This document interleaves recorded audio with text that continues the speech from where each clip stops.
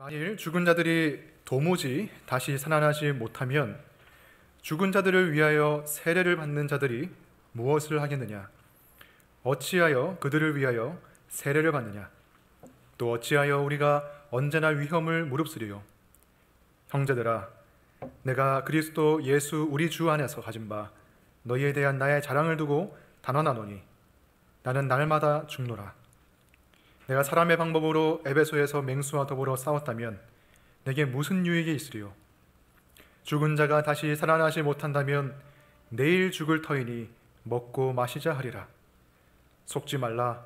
악한 동무들은 선한 행실을 더럽히나니 깨어 의를 행하고 죄를 짓지 말라. 하나님을 알지 못하는 자가 있기로 내가 너희를 부끄럽게 하기 위하여 말하노라. 아멘. 앉아주시기 바랍니다. 말씀을 위해서 기도하겠습니다. 하나님 감사합니다. 예수 그리스도를 무덤에서 일으키시고 우리의 영원한 왕이시요 구원자로 선포하게 하시니 감사합니다. 우리에게 그분으로 말미암은 산 소망이 있습니다. 그 산 소망을 우리 마음 가운데 굳게 지키며 살아갈 수 있기를 원합니다. 오늘 말씀이 또한 우리가 이 세상을 살아가는 길잡이가 되고 이 나그네 땅을 살아갈 때에 천국의 소망, 부활의 소망 품고 살아갈 수 있는 힘이 될 수 있도록 성령 하나님께서 인도해 주시고 저희들에게 지혜를 허락해 주시옵소서. 예수님 이름으로 기도합니다. 아멘. 동전을 보면 앞면과 뒷면이 있듯이 복음의 앞면이 예수 그리스도의 죽으심이라면 또 다른 면은 바로 예수 그리스도의 살아나심, 부활이라고 할 수 있을 것입니다. 부활 또한 예수님의 죽으심 못지않게 아주 중요한 신앙의 요소이고요. 예수님이 부활하지 않으셨다면 예수님의 죽음조차 사실 큰 의미를 가지지 못할 거예요. 그래서 우리가 부활에 대해서 이렇게 매년 부활 주일에만 만약에 생각하고 넘어간다면 굉장히 아쉬울 겁니다. 사실 부활이라는 것은 우리의 매일매일의 삶 가운데 생각되어야 되고 묵상되어야 할 만큼 중요한 것이죠. 초대교회가 예배를 시작했을 때 그 예배를 시작한 날은 주일이었습니다. 일요일이었습니다.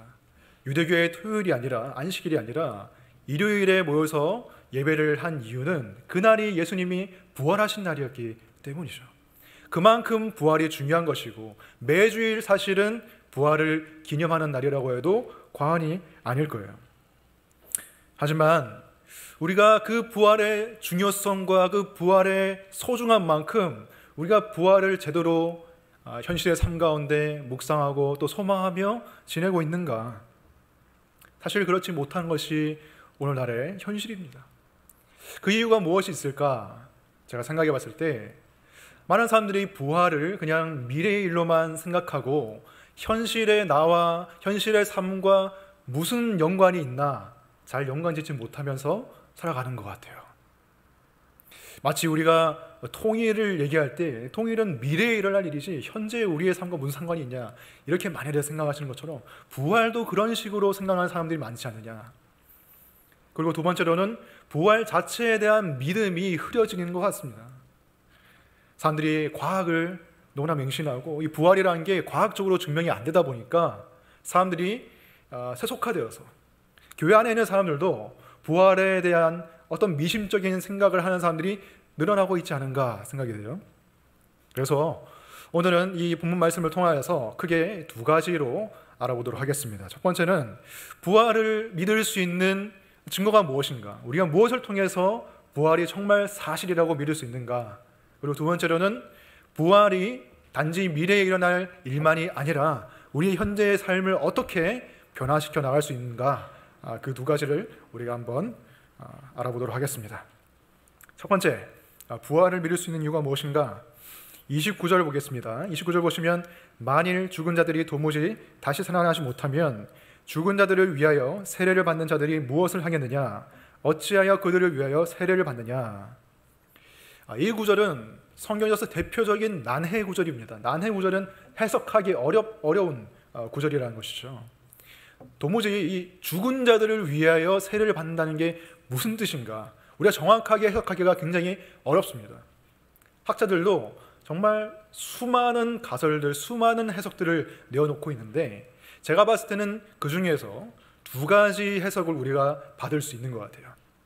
첫 번째 해석은 예수를 믿는 사람이 부득이한 사정에 의해서 세례를 못 받고 죽었을 때 가까운 사람이 친척이나 가족이나 친구가 그 죽은 사람을 안타까워하면서 대신 세례를 받아주는 풍습이 그 당시에 있었다는 거예요.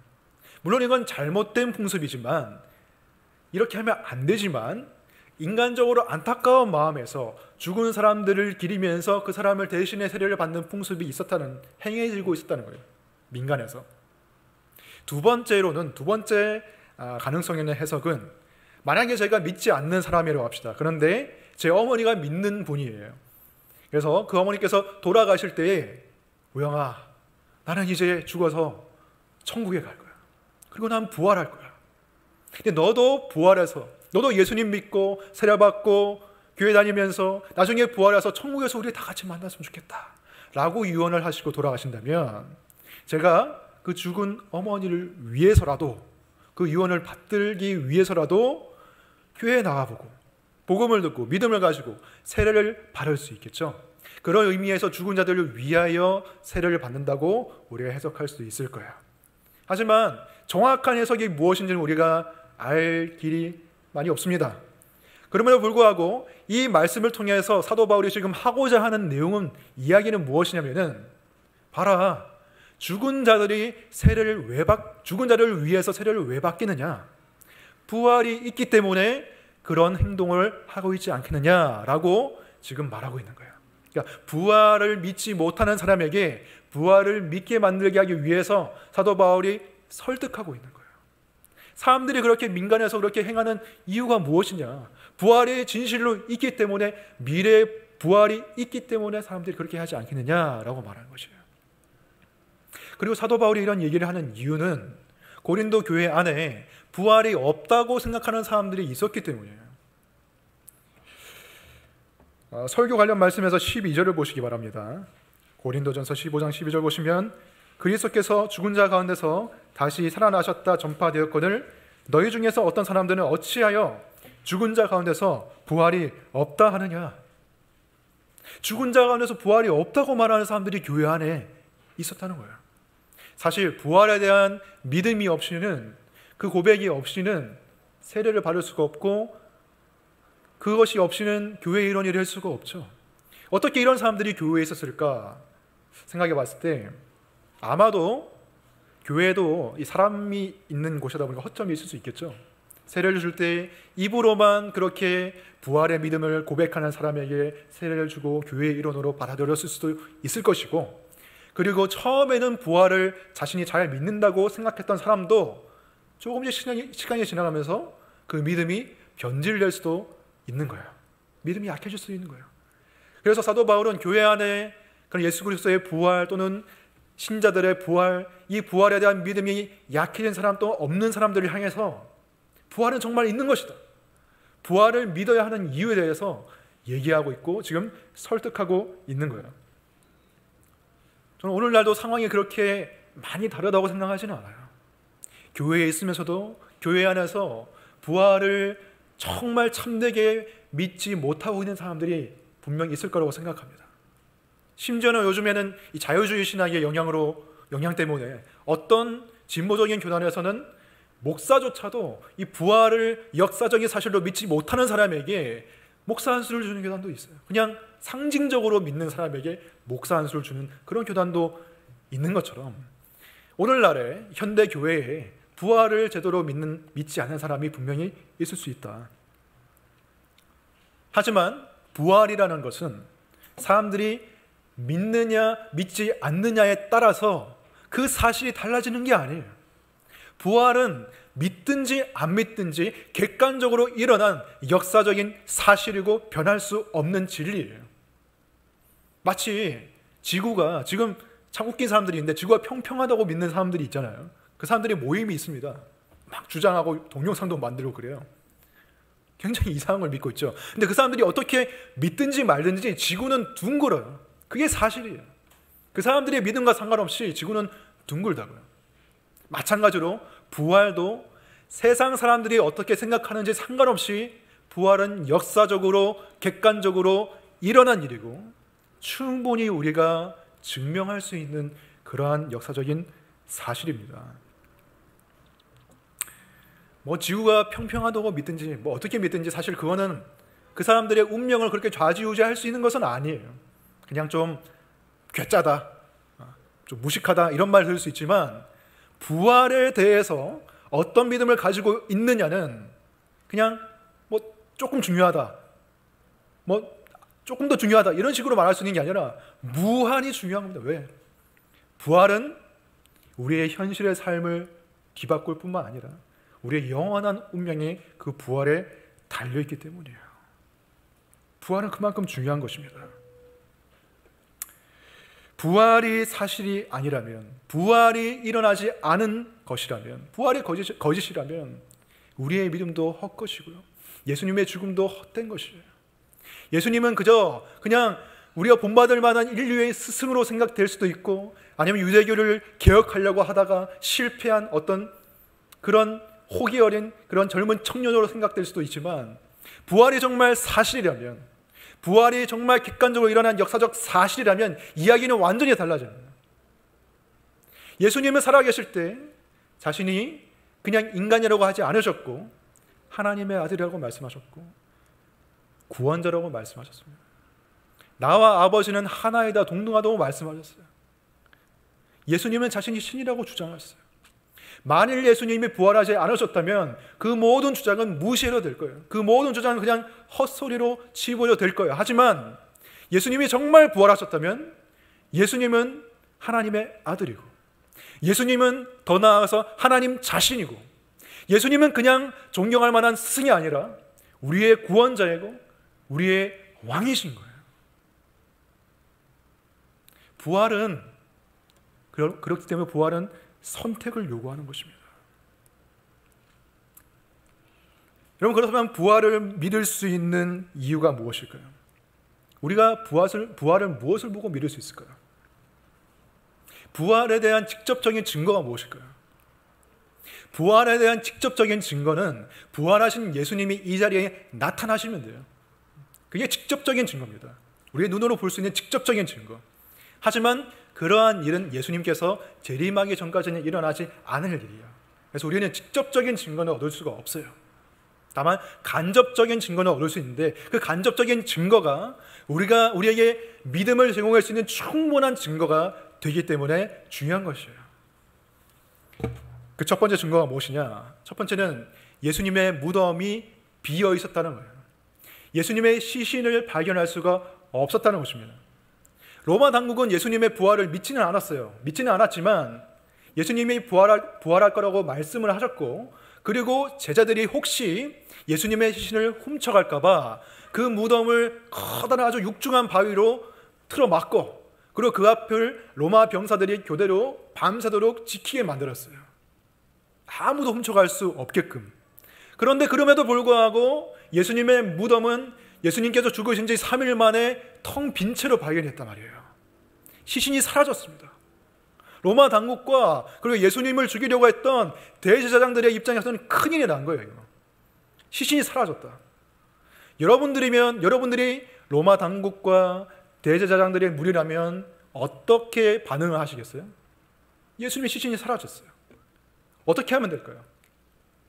시신을 빨리 찾아가지고, 시신이 부패하기 전에 빨리 찾아가지고, 봐라, 예수의 시신이 여기에 있다, 예수는 부활하지 않았다, 이렇게 공표만 하면 문제는 간단하게 해결되는 거예요.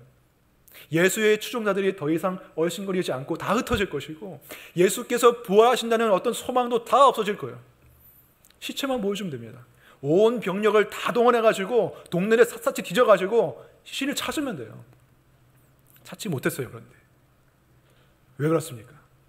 예수님이 부활하셨기 때문이에요. 그러면 정말 예수님의 제자들이 예수님의 시신을 훔쳐갈 가능성은 없었는가? 그럴 가능성은 전혀 없습니다. 왜?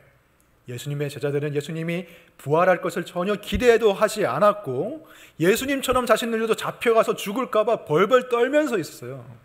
그런 사람들이 무슨 로마 병사들과 용감하게 맞서 싸워가지고 그들을 무찌르고 무덤문을 열고 예수님의 시신을 옮기는 그런 일을 했겠습니까? 그러한 일은 일어나지 않았습니다.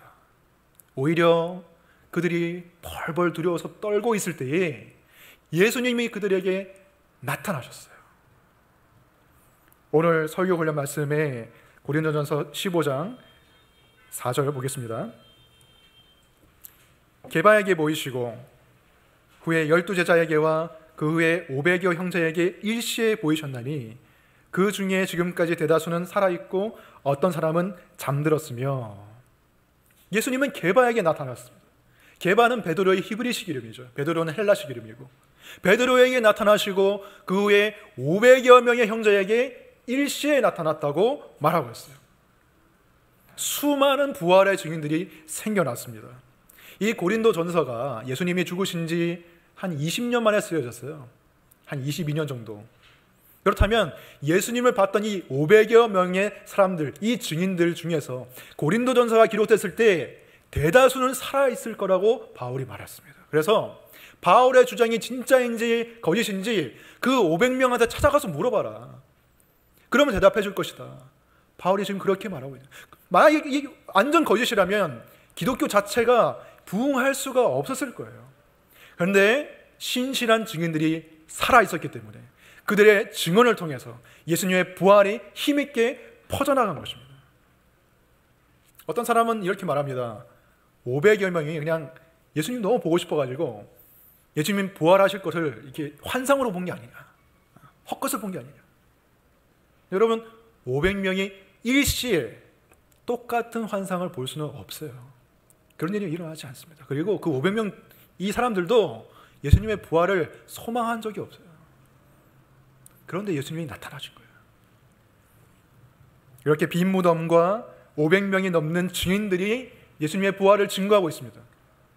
하지만 가장 강력한 증거는 무엇이냐면 예수님의 부활하신 예수님을 만나고서 그 삶이 완전히 뒤바뀐 사람들, 그들이 바로 가장 강력한 증거였습니다.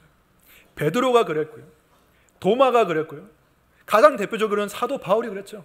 오늘 이 말씀에 기록한 사도 바울은 사도행전에서 자신의 간증을 얘기하면서 사람들 전도할 때 자신의 간증을 얘기했어요. 봐라, 내가 살아있다는 이 자체, 내가 지금 복음을 전하고 있다는 이 자체가 부활의 증거다라고 말했어요. 왜? 사도 바울은 이전에는 예수님 믿는 사람들을 잡아서 죽이는 일을 했던 사람이거든요. 근데 그런 사람이 다메섹으로 가는 길에서 예수님을 만난 후에 그 후에는 핍박하는 자에서 핍박을 받는 자가 됐다는 거예요. 부활의 증인이 됐다는 거예요. 그 사람의 존재 자체가 부활의 증거였습니다. 두려워하던 제자들이 순교를 각오하면서까지 복음을 전하는 자리에 된 거, 그게 부활의 증거였어요. 어떤 사람들이 이렇게 말하죠. 사도 바울이나 제자들이 부활을 그냥 지어낸 거 아니냐, 추종자들을 많이 모아가지고 뭐 헌금도 많이 걷고 이렇게 하려고 부활을 지어낸 거 아니냐, 사기친 거 아니냐. 그래서 여러분, 자신이 거짓으로 지어낸 어떤 이론, 어떤 가설, 그것을 위해서 여러분 죽을 수 있겠습니까? 그것을 위해서 여러분 목숨을 걸겠습니까? 그렇게 하진 못해요.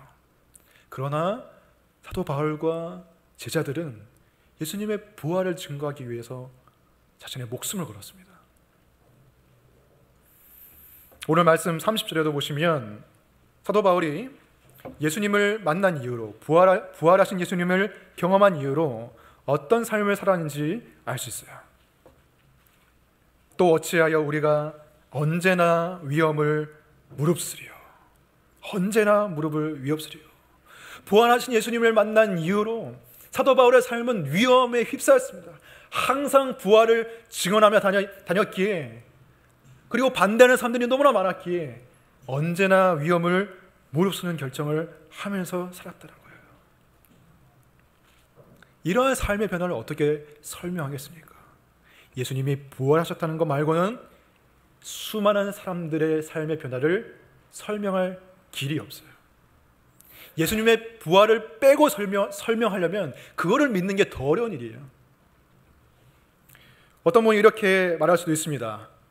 이러한 증거들, 빈무덤, 5여 명의 증인들, 삶을 변화한 사람들, 이러한 증거를 가지고 예수님의 부활을 믿는 것은 믿음이 부족한 게 아니냐, 믿음이 약한 게 아니냐, 그냥 믿어야 되는 거 아니냐, 예수님의 부활은 우리가 그냥 받아들여야 되는 거 아니냐. 물론 그냥 믿어지고 그냥 받아들여지면 그게 제일 좋은 거죠. 하지만 하나님께서는 이러한 모든 증거들을 성경에 기록해 놓으시고 그 성경을 보고서, 그 말씀을 보고서 우리가 부활을 믿도록 허락하셨어요. 하나님께서 허락하신 증거들입니다. 그냥 덮어놓고 믿으라고 하나님은 말씀하시지 않았어요. 충분히 검토하고 따져보고 이게 사실인지 증인들 찾아가서 물어보고 그렇게 하고 나서 부활을 믿어도 된다. 믿을 수만 있다면 믿어라, 그렇게 해서.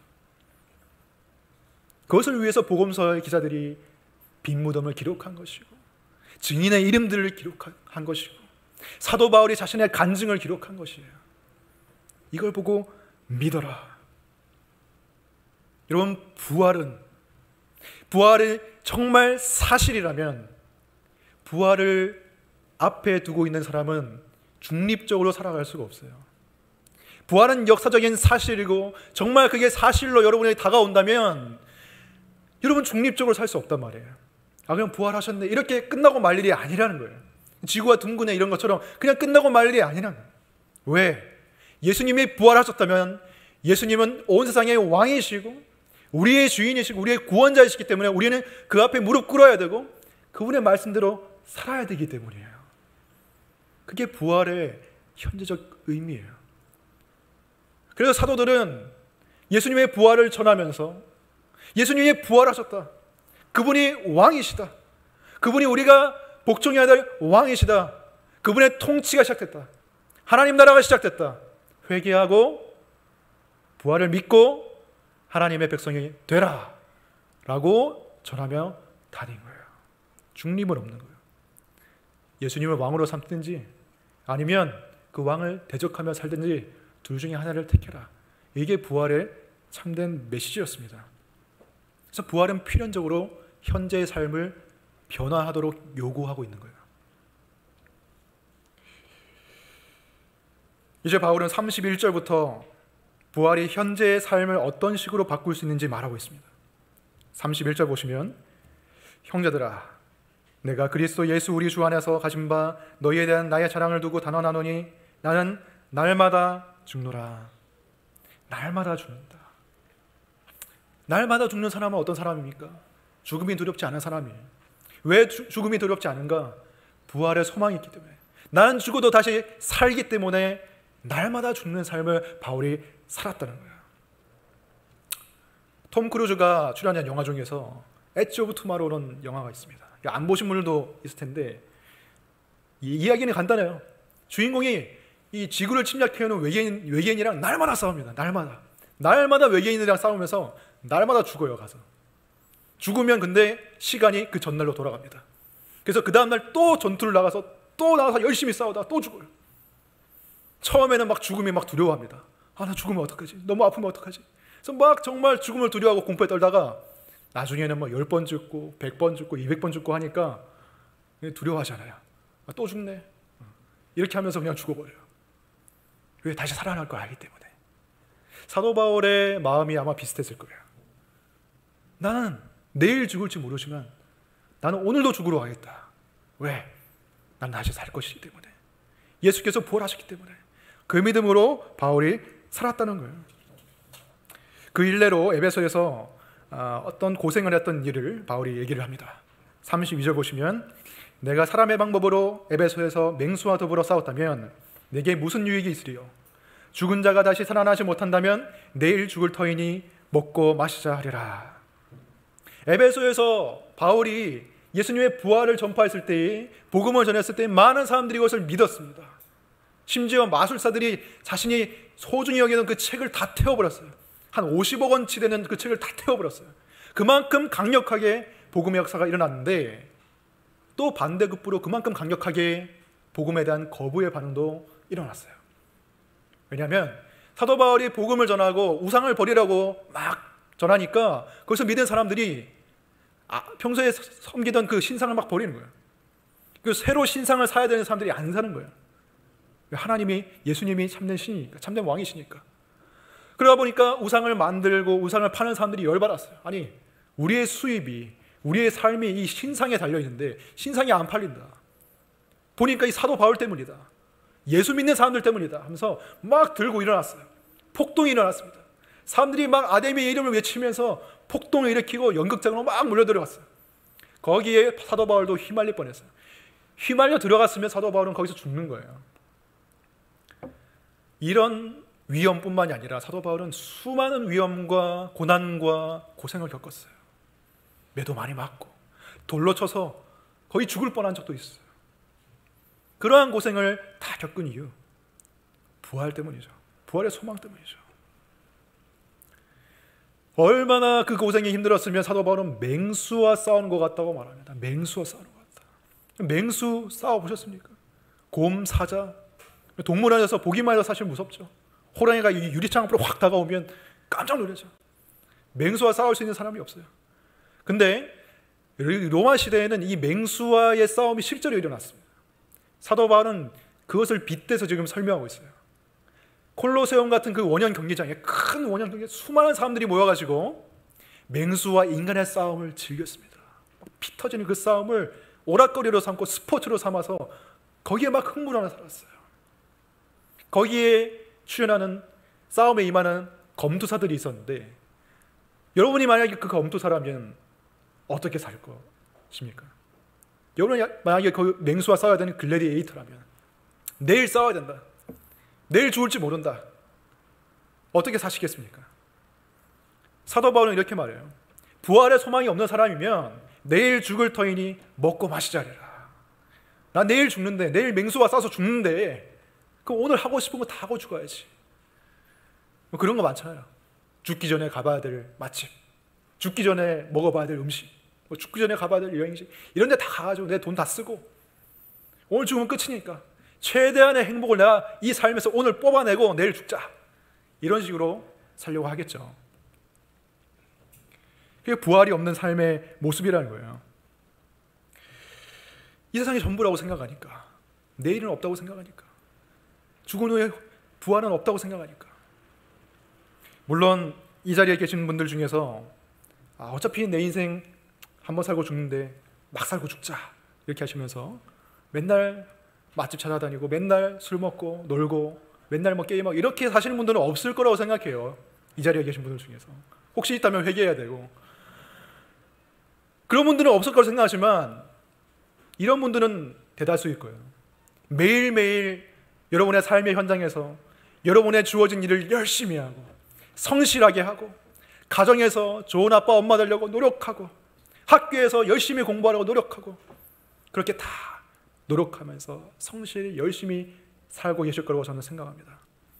그런데 까딱 잘못하면, 부활에 대한 소망이 흐려지면 그렇게 열심히 선하게 사는 삶도 내일 죽을 터이니 먹고 마시자, 이러한 삶과 똑같아질 수가 있어요. 어떤 식으로 똑같아지느냐? 만약 여러분이 여러분의 일터에서 그 일을 통해서 내가 모든 만족을 한번 얻어보겠다, 여기에 내 모든 만족이 걸려있다, 여기에 내 모든 안정과 모든 행복이 걸려있다, 이런 마음으로 일을 한다면은 그건 내일 죽을 터니 먹고 마시자, 이것과 같은 거예요. 여러분이 자녀를 양육하면서 그 자녀에게 모든 내 행복과 기쁨과 만족이 달려있다고 생각하면 그게 내일 죽을 터이니 먹고 마시라고 똑같은 거예요. 왜? 부활에 진정한 만족이 있다고 생각하는 게 아니라 그냥 이 세상이 전부니까, 이 세상에서 내가 일하고 자녀 양육하고 학교에서 공부하고 여러 가지 하는 많은 활동, 거기서 내가 다 뽑아내야지, 거기서 내 모든 행복을 얻어야지 라고 생각하는 거예요. 열심히 사는 삶, 성실히 사는 삶이 그렇게 변질될 수가 있는 것이에요. 근데 여러분, 아무리 직장에서 또는 사업에서 열심히 일하고 많은 것을 이루어도 내가 원하는 만큼의 만족은 이루어지지 않고, 아무리 자녀를 훌륭하게 키워도 내가 원하는 만큼의 만족은 자녀가 줄 수가 없어요. 그 만족과 기쁨과 행복은 언제 이루어지느냐? 부활했을 때 우리가 그 온전한 영혼과 몸을 가지고, 부활한 몸을 가지고 부활하신 예수 그리스도를 보고 만나고 그분과 막힘없는 교제와 그분을 예배하는 그 삶을 살 때 그 천국에서 진정한 만족이 주어진다는 거예요.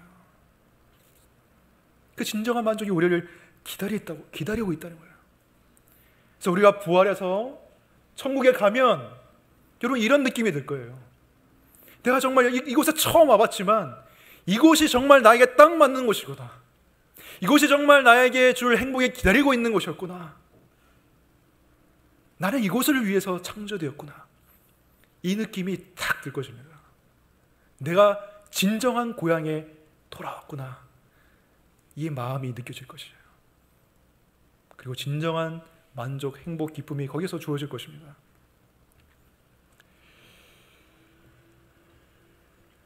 이 부활의 소망이 현재의 삶에서 어떻게 적용될까? 그것을 제 개인의 삶에 일단 먼저 적용해 봤어요. 저의 삶에서 부활을 믿는 삶은 어떻게 나타날까 생각해 봤는데, 지금 저의 삶에서 가장 중요한 두 가지는 사역과 그리고 육아예요. 직장과 가정. 많은 사람들이 아마 그럴 거예요. 직장과 가정. 그 두 가지가 제일 중요한데, 그걸 덜어내고 나면 아마 제 삶에 남는 게 없을 거예요. 이게 털면은 아무것도 떨어지는 게 없을 거예요.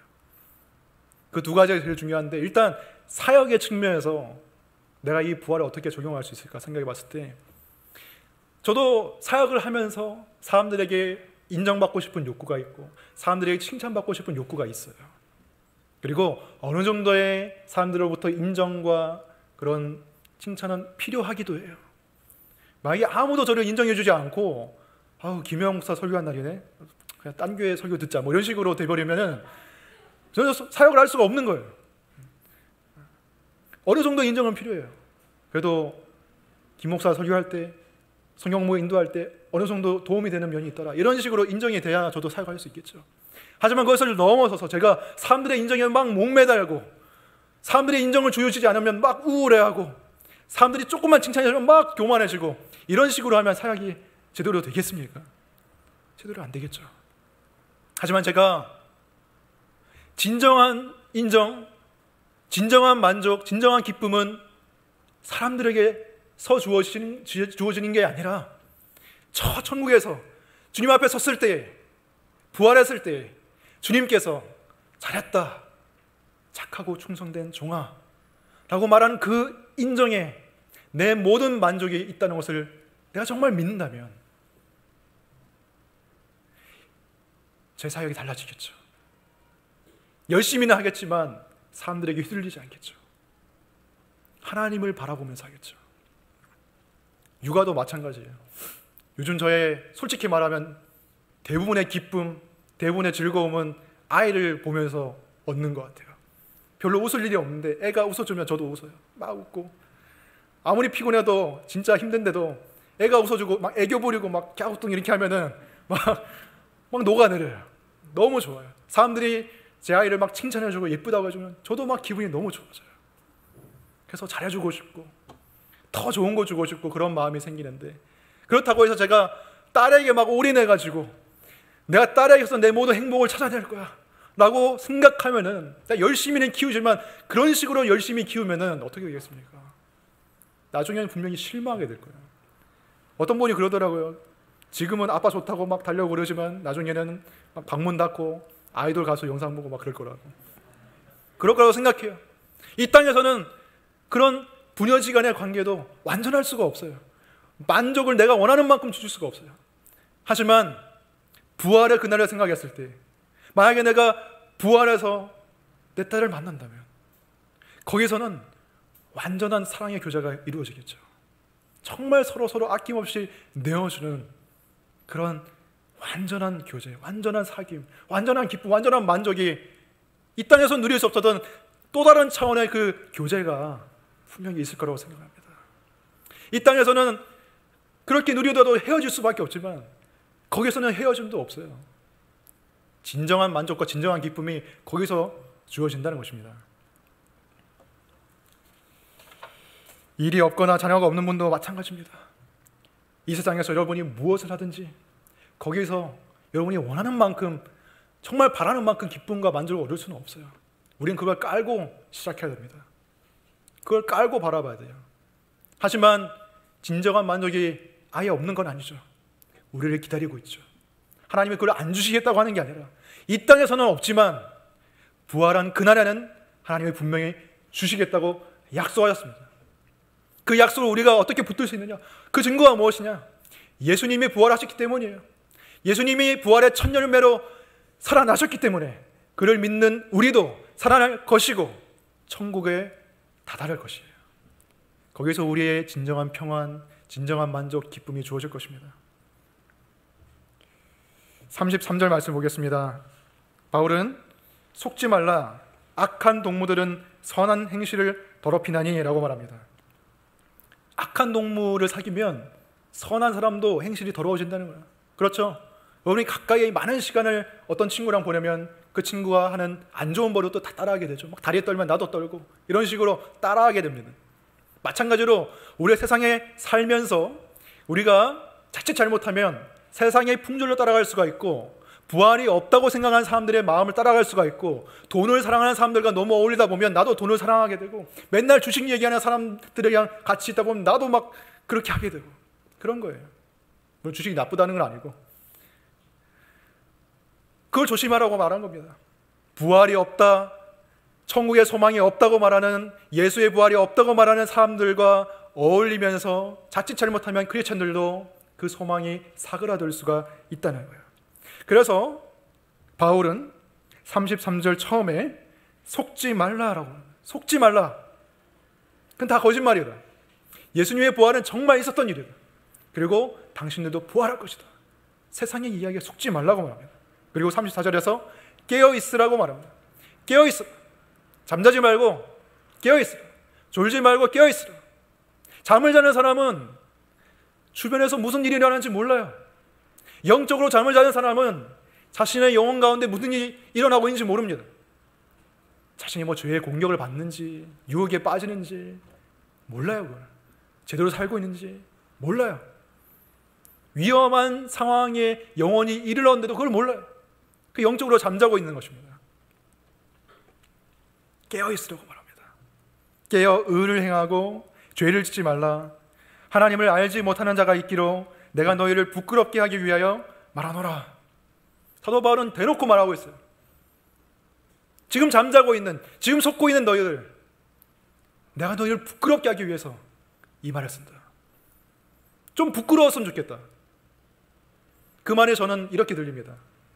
지금 사도 바울의 말을 듣고 설교를 듣고 성경 말씀을 읽고 지금 살면서 부끄러워해라. 지금 당신의 죄를 회개해라.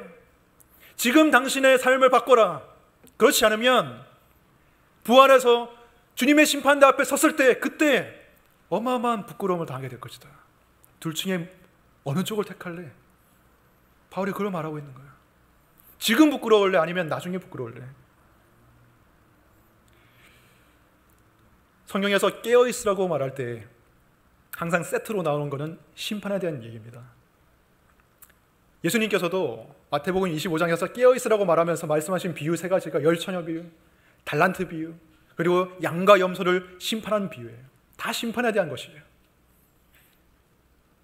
그냥 부활하면 우리는 심판대 앞에 설 것이기 때문에 사도 바울은 그래서 고린도 후서 5장에서 부활에 대해서 얘기하면서 그것을 심판과 연결시킵니다.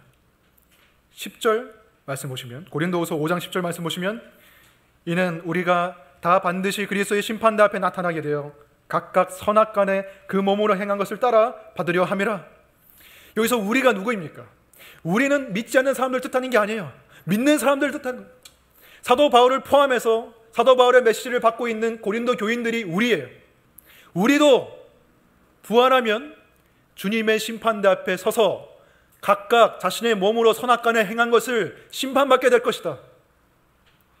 이것은 천국과 지옥의 심판을 말하는 게 아니에요.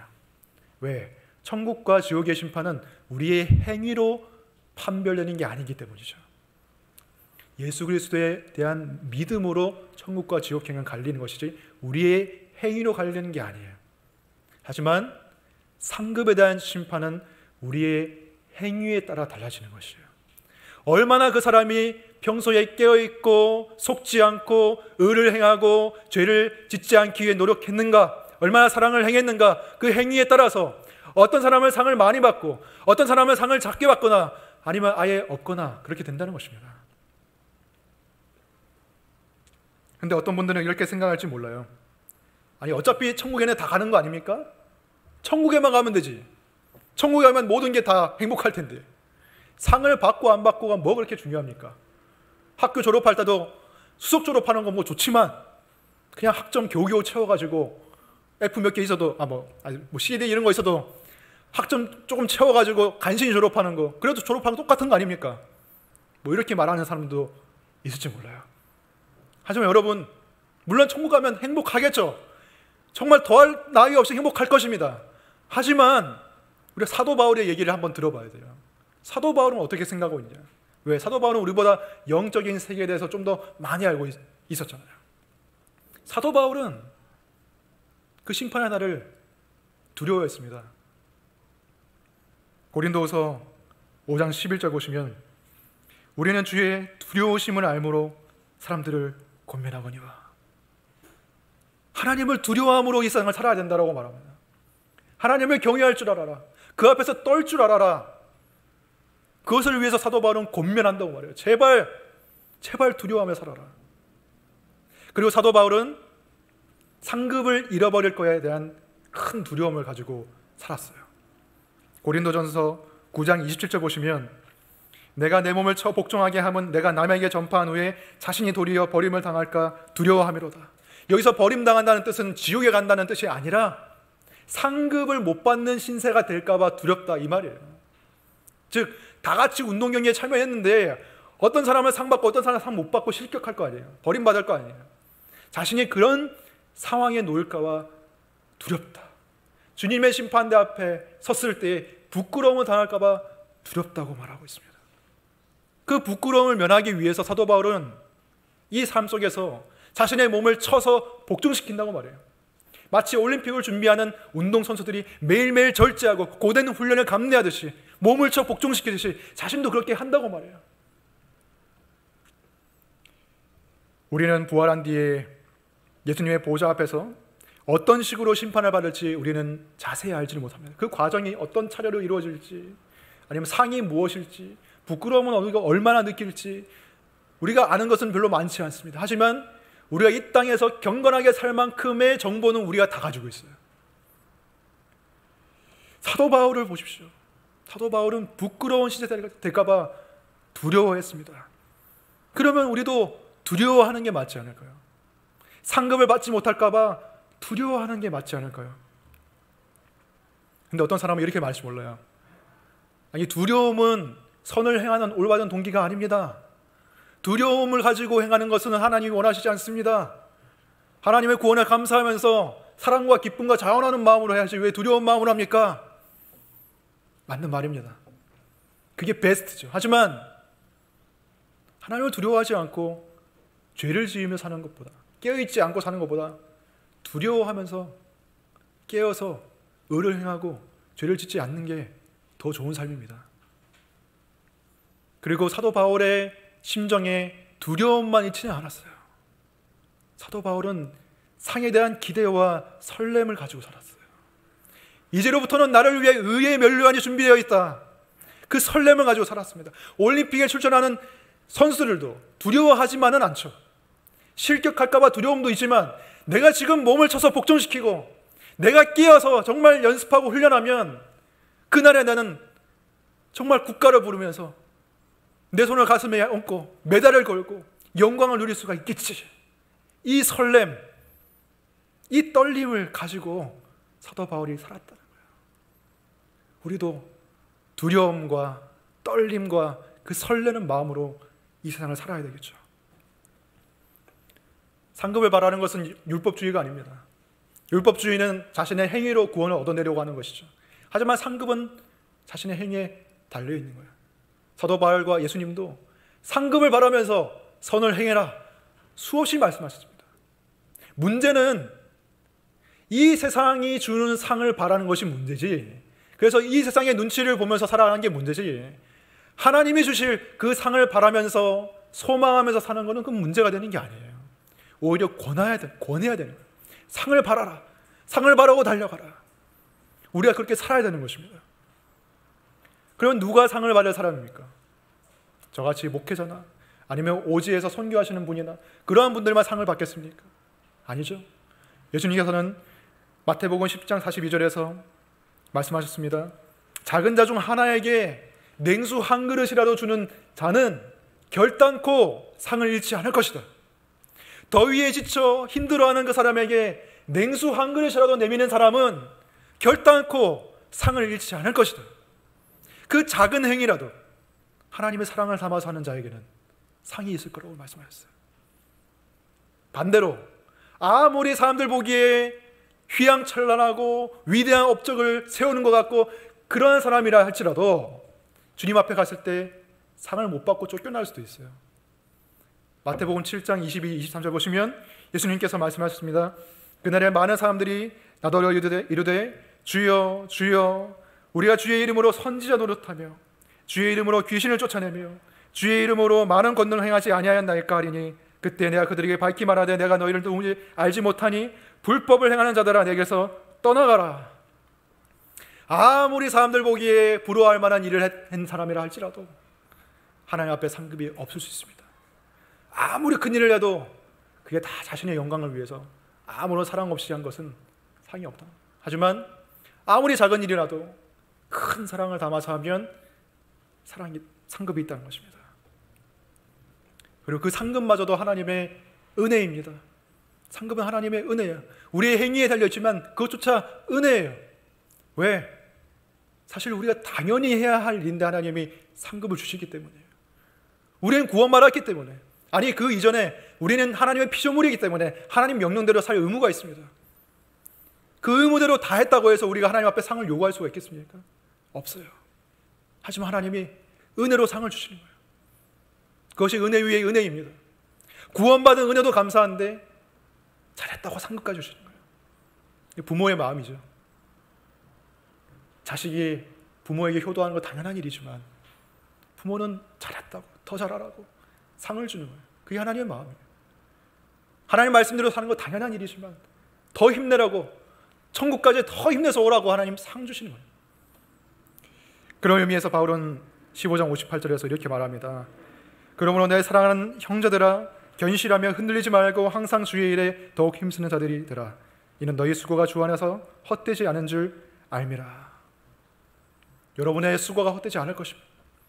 여러분이 처한 환경 가운데서 가정이나 일터나 학교나 모든 곳에서 여러분이 조금 더 예수님을 닮아가려고, 조금 더 깨어있으라고, 조금 더 말씀대로 행하기 위해서 분투하며 싸우는 그것을 하나님은 다 알고 계시고 하나님은 그걸 다 갚아주실 거예요. 여러분이 하나님을 위해서 살려고 하다가 억울한 일 당한 거, 속상했던 거 하나님이 다 알아주시고 다 풀어주실 것입니다. 그 부활의 소망을 우리가 가지고 살아야 되는 거예요. 예수님께서 부활하셨기 때문에 우리도 부활할 것이고 그 소망은 희미한 것이 아니라 확실한 것입니다.